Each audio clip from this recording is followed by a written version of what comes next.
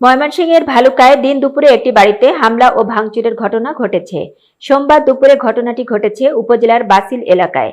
ভুক্তভোগী পরিবারের দাবি, যুবলীগ নেতা কামরুজ্জামান পিন্টুর ইন্ধনে স্থানীয় জামান, লিমন, বাবলু, রাজন সহ অন্তত ২০-২৫ জন সন্ত্রাসী দেশীয় অস্ত্র নিয়ে অতর্কিত হামলা চালিয়ে বাড়ির মালিক রাসেল মিয়া, রওশন আরা ও আখি আক্তারকে জিম্মি করে ঘরটি কুপিয়ে ভাঙচুর করে ও ভিতরে থাকা মহিলাদের স্বর্ণালংকার লুট করে।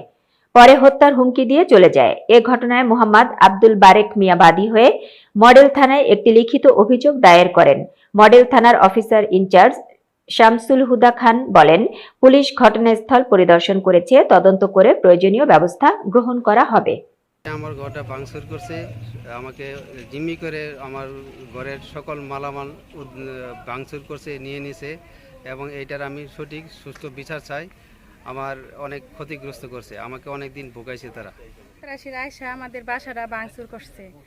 আমরা 5 দিন আগে ঘর করছি, এখন এই বসত বাড়ি গুলা আমাদেরকে জিম্মা কইরা পরে তারা এইগুলা ভাঙছে। মানে এগুলার বিচার চাই আমরা। এন আছে পিন্টু আছে, কালাম আছে, এই জামান মাস্টার আছে।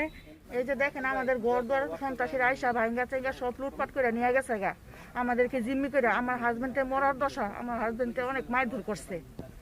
তারা তাদের জমিন বলে এটা, তারা যে ভাঙচুর করলো, তারা এখন জমি দখল করে না কেন?